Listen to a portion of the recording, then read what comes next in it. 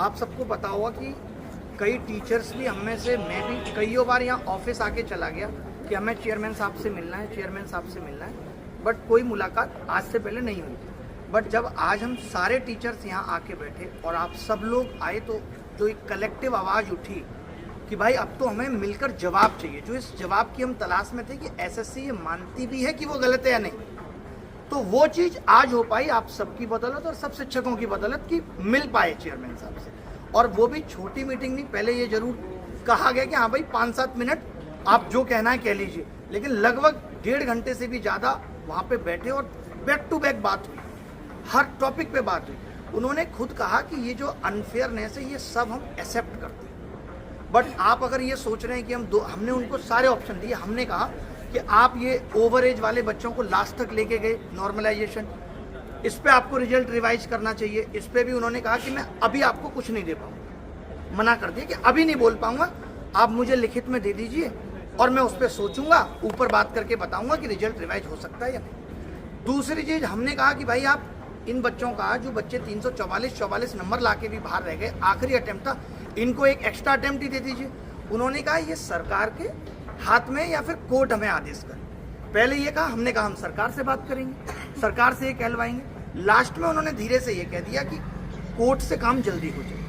ये उनके सब थे जो एज इट इज उनसे बात हुई, वो मैं आपको बता रहा हूँ। उन्होंने कहा कोर्ट अगर हमें कहता है तो हमें आपत्ति नहीं है, हम इस पर तैयार हो जाएंगे कि बच्चों को एक अटेम्प्ट और मिल जाए, क्योंकि गलत तो हुआ है, वो हर एक बात पे मान रहे हैं। इनफैक्ट आप हम सोच रहे थे कि सवाल गलत आए, अभी तक हम भी यही सोच रहे थे कि चेयरमैन को मतलब नहीं है, ये पैसा कमाने के लिए हो रहा है, तो उनको गलत सवालों में 7-8 तो उन्होंने हमें बता दिए कि 14,3 वाला सवाल सही हो सकता था, बट वो कह रहे थे ये चेयरमैन नहीं सही करता, ये जो आंसर की चेयरमैन नहीं बनाता है।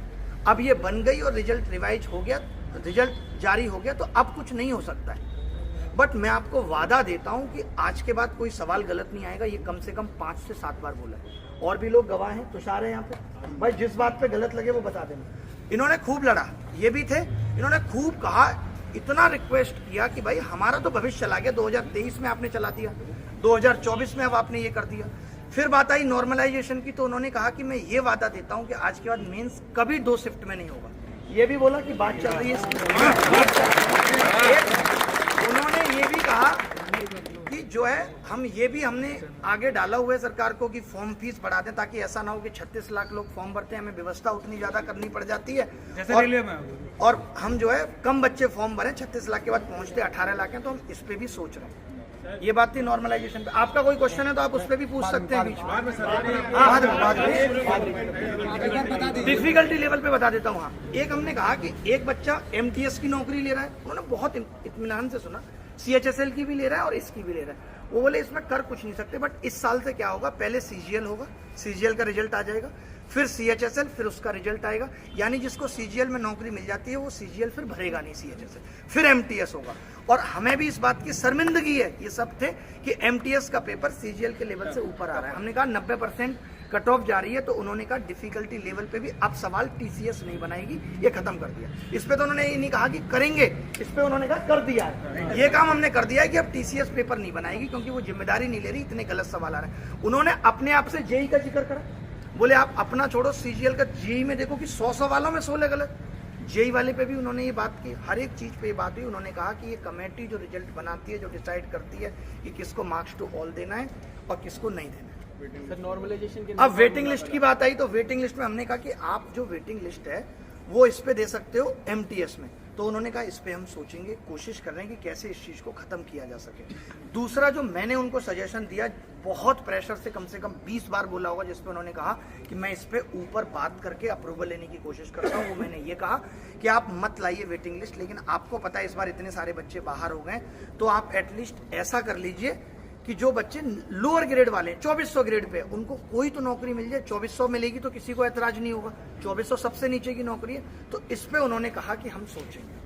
सर नॉर्मलाइजेशन नया फॉर्मूला जो, हाँ, नॉर्मलाइजेशन पे उन्होंने कहा कि नॉर्मलाइजेशन का फॉर्मूला ठीक तरीके से वेव करे, इसके लिए कमेटी भी बना दी है, मे भी हम परसेंटाइल ले आए जो ये प्री में भी आपको इम्पैक्ट ना करे, ये बात।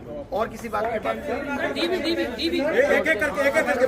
फाइनल आंसर की वाली बात हो गई कि 2 दिन पहले आप फाइनल आंसर की, एक हफ्ते पहले आप फाइनल आंसर की दे दो, ये आप मत करो कि फाइनल आंसर की के बाद बच्चे को आइडिया हो जाएगा उसको पोस्ट प्रेफरेंस भरना है या नहीं भरना, ये भी बात है। और उनके ही एक बंदे ने बोला कि पहले हम स्टेट प्रेफरेंस भी लिया करते थे, तो उस पर भी चर्चा हुई, लेकिन उस पर कोई ऐसी कंक्लूड बात नहीं, इस पे कोई बात नहीं।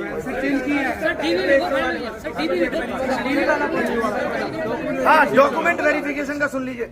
हमने कहा कि डॉक्यूमेंट वेरिफिकेशन तो डिपार्टमेंट को करना चाहिए, इतनी सब गड़बड़ें आ रही हैं।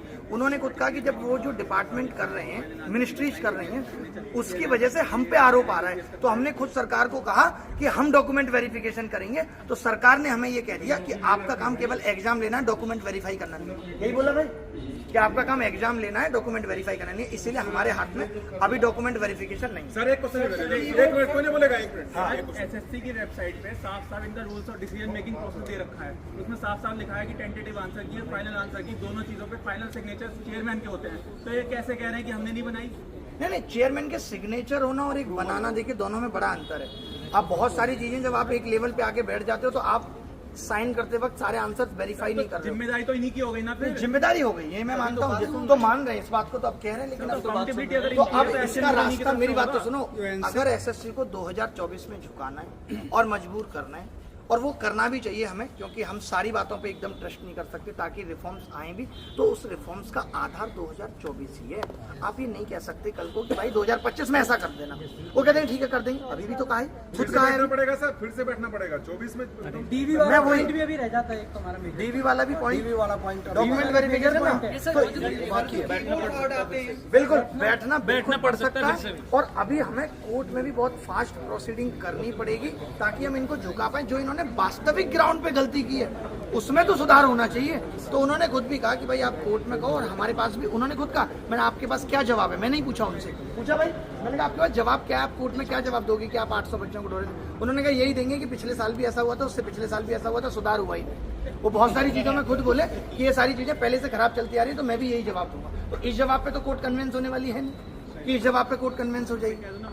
सर एग्जाम सेंटर भी तो कीबोर्ड वगैरह चलते नहीं, उसका इस पे भी बात हुई, बोला नहीं भाई की। तो उन्होंने इस पे ये दिखाया कि इतने लोगों की व्यवस्था करनी पड़ती है, लेकिन हम इस पे भी फोकस कर रहे हैं, इस पे भी हम ध्यान कर रहे हैं, पैसे बढ़ाएंगे। हाँ, पैसे बढ़ाने वाली बात की, और एक ये कहा कि हम दूसरा कीबोर्ड भी रखें, दूसरी चीजें। सर स्टैटिस्टिकल इन्वेस्टिगेटर, हाँ, अब स्टैटिस्टिकल इन्वेस्टिगेटर वाली इनकी डिमांड थी कि भाई मैंने उनको यही कहा कि यूपीएससी ने अभी इतना हार्ड कर दिया फॉर्म भरना कि वो फॉर्म में हर चीज की डिटेल ले रहे हैं, बट आपके यहाँ कोई अगर कैटेगरी भी अपनी अलग भर देता है तो वो लास्ट तक पहुंच जाता है। तो उस पर उन्होंने क्या कहा, उन्होंने कहा कि आप ये जो जितने भी पॉइंट बता रहे हो कि कौन कौन लोग भर्ती हैं, आप एक ये लिस्ट ले आओ और मुझसे दोबारा मिल लो, मैं आपको आश्वासन देता हूँ कि मैं जितनी भी ये खामियां इनको दूर करूँ। खुद बोला ये बात कि आपको जो लग रहा है अभी आपके दिमाग में सारी अभी आ भी नहीं रही होंगी, आप सब लोग बात कर लो जितनी भी है।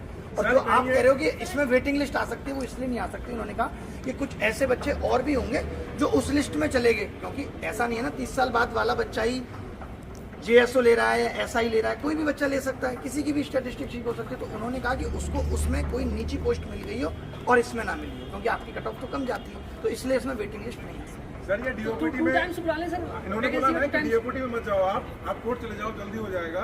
लेकिन आप तो हम जानते हैं कोर्ट से जल्दी होने वाला नहीं है, क्योंकि ऐसे इसलिए मुझे लगता है कि जो एक अटेम्प्ट वाली बात है वो जल्दी कराना मेरे ऊपर, मैं जिम्मेदारी लेता हूँ कि मैं करवा दूँ। डीओपीटी तक इनके मिस्टेक,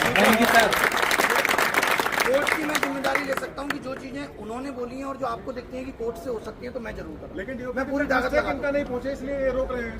ऐसा भी हो सकता है डीओपीटी तक एसएससी ने जो मिस्टेक करा है ये पहुंचे नहीं डीओपीटी मिनिस्टर तक। सर वो जैसा उनकी बातों से लगा और जैसा उनसे बात करके लगा कि he is the most genuine guy, उन्होंने उनका ऐसा कोई इंटेंशन नहीं था। वो कह रहे हैं तुम सरकार से जाके मिलो, तुम डीओपीटी से जाके मिलो। मेरे हाथ में जो है, मैं खुद इस दुख को समझता हूँ और जितनी चीजें मेरे बस में होंगी मैं वो सब ठीक करूंगा। हर नेक्स्ट लास्ट गलत हुआ है